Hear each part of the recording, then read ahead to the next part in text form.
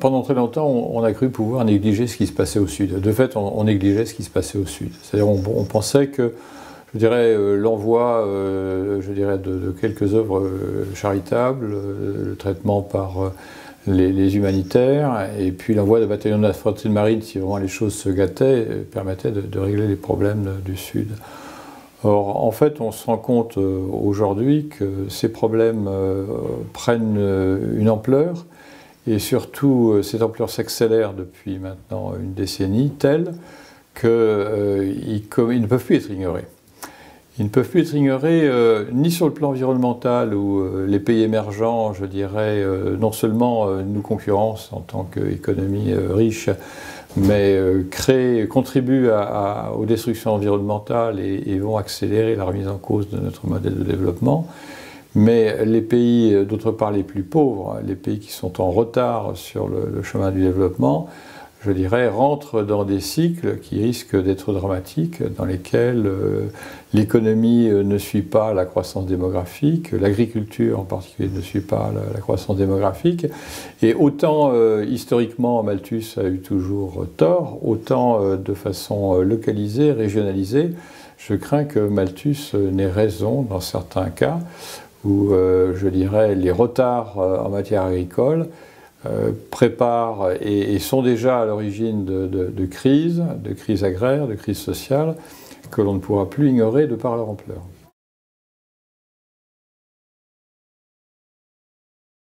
Si les gens n'ont pas à manger, si les gens n'ont plus de revenus, si les gens surtout sont parqués, condamnés à des agricultures de subsistance misérables. Et de ce côté-là, si vous voulez, moi, je mets en cause dans beaucoup de pays, en particulier les pays africains, des modèles de développement dans lesquels les villes sont nourries par les importations qui proviennent des grands pays, soit émergents, soit occidentaux. Et puis, les campagnes doivent produire simplement pour leurs propres besoins d'autosubsistance. Or, ce modèle-là est un modèle qui condamne à la misère, qui ne permet pas de moderniser ces agricultures de subsistance, qui n'offre pas de perspective de revenus aux agriculteurs, et je dirais, condamne ces agricultures à une situation de misère marginale, qui est un facteur à terme de crise sociale et de déstabilisation, de déstructuration du milieu. Le modèle que je dénonce là, c'est un modèle qui était extrêmement confortable. C'est un modèle ancien qui date de l'époque coloniale en Afrique, mais qui a été renforcé par je dirais, les modèles qui ont été mis en place en matière de développement dans tous ces pays depuis les années 60, depuis les indépendances, dans lesquels en gros les villes étaient nourries par les importations de blé américain, européen ou de riz thaïlandais, et qui permettait aux populations urbaines, là où se situent les enjeux politiques inquiétants pour les régimes en place, eh bien, de nourrir au meilleur prix ces populations urbaines. Or, ce modèle-là, je dirais, introduit un facteur de risque, c'est-à-dire effectivement le jour où les prix flambent sur le marché mondial, eh bien, ces hausses de prix se répercutent immédiatement sur les marchés urbains et de nuit aux émeutes qu'on a connues en 2008 ou récemment, par exemple, au Mozambique en septembre dernier. Bon, mais au-delà de ces risques qui sont des risques liés à des émeutes, etc., le problème de fond, c'est que ce modèle condamne les zones rurales à un système de vie misérable dans lequel il n'y a pas de perspective de revenus, il n'y a pas de perspective d'amélioration de la productivité. Alors ce que je pense également, c'est que ce modèle commence à se gripper. Il commence à se gripper parce qu'on voit bien que la croissance démographique, l'enrichissement des classes moyennes en Asie du Sud-Est, fait qu'il commence à apparaître des tensions sur le marché mondial alimentaire. Ces tensions au marché mondial alimentaire sont accélérées, sont accrues dans certains cas, en période de crise, par le comportement des grands pays exportateurs qui bloquent leurs exportations de façon à sécuriser leur propre approvisionnement. Et donc on voit bien qu'on a des phénomènes de volatilité maintenant qui vont, je dirais, conduire ce modèle à se gripper. Je pense qu'il faudrait en profiter pour mettre en place des mécanismes à cliquer qui permettent lorsque les prix augmentent par suite des variations sur le marché mondial, éviter que les prix rebaissent lorsque la tendance s'inverse suite à une très bonne récolte internationale, pour que structurellement les prix alimentaires, je dirais, s'orientent vers la hausse dans les pays en voie de développement. Je sais que je soutiens des thèses qui sont parfaitement hérétiques, qui sont contraires aux intérêts des consommateurs urbains, mais en même temps, c'est la seule façon de reconnecter les campagnes aux villes qui sont leurs premiers débouchés, leurs premiers marchés. Oui, si on ne fait pas ça, si on ne reconnecte pas les campagnes au marché urbain, eh bien on condamne ces campagnes à une marginalisation et à la misère. Avec tout ce que ça va derrière, la déstructuration sociale, et puis la paupérisation, les zones de non-droit qui commencent à émerger, comme on le voit au Niger, et puis là-dedans, lorsqu'on a des fous de Dieu qui se promènent avec des billets plein les poches, je dirais le terrorisme va se transformer en zone grise où les gens n'osent plus se promener, en zone où les pouvoirs étatiques locaux ne permettent plus d'assurer la sécurité, la justice, la santé et l'éducation. Et là, on est parti pour la gloire comme en Afghanistan. Enfin, faut pas se faire d'illusions.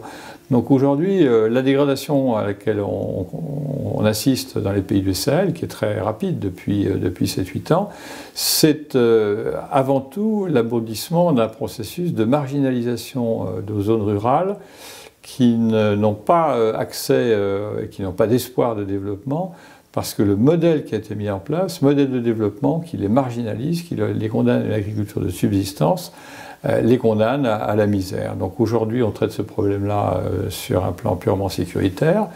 Bon, c'est une erreur grave, c'est l'erreur qu'on a faite en Afghanistan dans les années 2002, 2003, 2004. On voit où ça conduit, ce problème-là. Il faut le traiter. D'abord, il faut résoudre les problèmes de développement qui ne sont pas traités.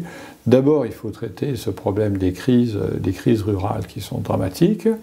Et puis, évidemment, il faut traiter le problème du terrorisme. Mais ce problème du terrorisme, ça va vite devenir un problème beaucoup plus large. Et je pense que le traiter par une approche purement sécuritaire, eh bien, c'est vraiment prendre le problème par le petit bout de la lorgnette et c'est se planter.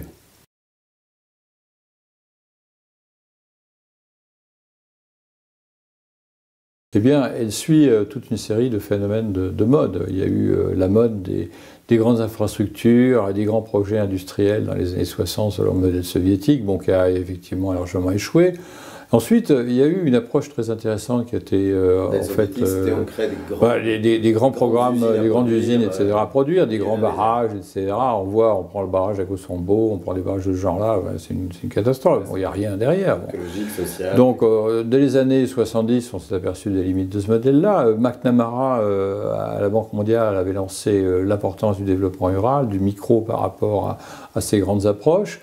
Et malheureusement, cette approche qui était très intéressante, à l'époque, a sous-estimé les contraintes techniques qu'il fallait franchir, certaines contraintes économiques également, et puis ça a été balayé par, je dirais, les problèmes qui ont été liés aux crises financières, aux crises économiques de la fin des années 70, des années 80, qui ont conduit l'aide internationale à se focaliser sur le traitement du problème de la dette, qu'on ne voulait toujours pas annuler à cette époque, à mettre en place des programmes d'ajustement structurel qui ont été conçus sur des bases idéologiques, je dirais, largement influencées par l'époque Reagan-Thatcher, qui ont conduit à, je dirais, à certains succès au plan macro-financier, mais à des désastres au plan des secteurs sociaux.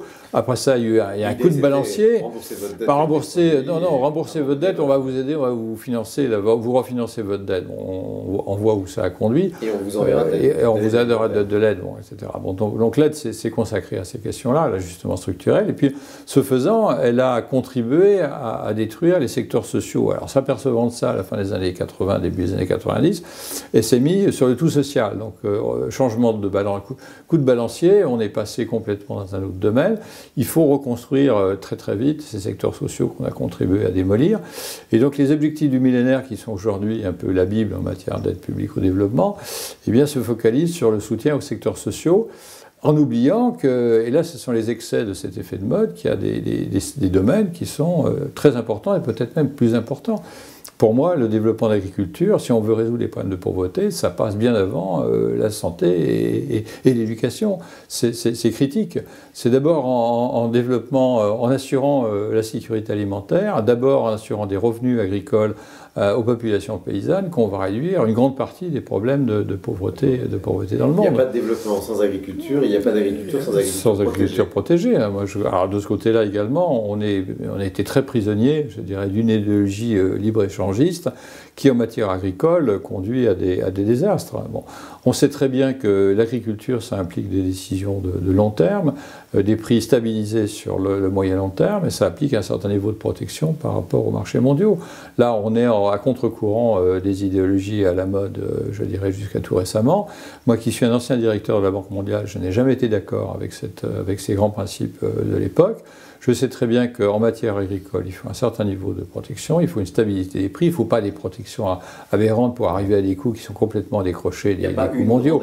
Il n'y a pas une qui n'est vécue sans protection à un certain niveau. Donc il faut de ce côté-là revenir au niveau du bon sens. Alors on sait que cette protection des agricultures dans les pays africains, je pense en particulier au Sahel, c'était quelque chose d'extrêmement difficile. On ne peut l'aborder qu'au niveau régional. On sait bien que des droits de douane, ce n'est pas la façon qui va permettre de travailler. Je sais bien qu'il faut à ce moment-là toucher sur la parité des monnaies, qu'on rentre dans des domaines qui sont extrêmement complexes et extrêmement sensibles.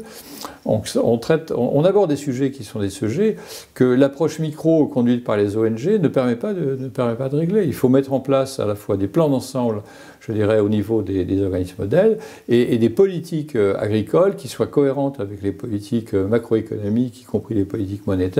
Les pays sahéliens francophones, sur la période qui va des années 70 aux années 90, ces pays-là sont devenus le deuxième exportateur mondial de coton-fibre. Bon, c'est quand même quelque chose, un résultat prodigieux. C'est un résultat d'ailleurs en partie lié au maintien d'une aide française qui a complètement disparu en ce domaine. Donc ne disons pas que l'aide est inefficace. L'aide, quand elle est bien gérée, et quand elle est soutenue sur le long terme, elle est au contraire extrêmement efficace.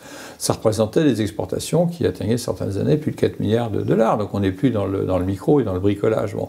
On a réussi à faire de ces pays sahéliens que tout le monde considère sans espoir au plan agricole le deuxième exportateur mondial de coton. Et en même temps, on était en surproduction de maïs à cette époque-là parce que le maïs qui est rentré en rotation avec la production cotonnière n'avait pas de débouché parce que ces pays importaient du riz thaïlandais et du blé occidental. Bon. Donc on voit, je dirais, le désastre de cette politique agricole, cette politique alimentaire qui a été conduite pendant 30 ans. Donc le problème ne se situe pas au niveau de l'offre, il se situe au niveau de la demande. Il faut reconstruire une demande urbaine orientée vers les capacités de production locales. Et puis effectivement, il faut aider, je dirais, les producteurs locaux à se structurer, à s'organiser, à organiser leurs marchés, à améliorer leur productivité, etc. Il y a des gains de productivité qui sont colossaux. On l'a vu au coton, en passant de l'agriculture manuelle à la culture attelée, on a multiplié par 3 les rendements, la productivité du travail, etc. Non, il y a des gains de productivité en agriculture paysanne qui sont prodigieux, mais encore faut-il que l'environnement de politique sectorielle soit adapté. Aujourd'hui, on n'en est pas du tout dans cette situation-là, et le résultat, c'est que on a des zones sahéliennes qui sont en train de se transformer en zones de non-droit. Donc le problème, c'est plus un problème de charité publique, hein, c'est un problème de géopolitique, c'est un problème de sécurité à l'échelon régional.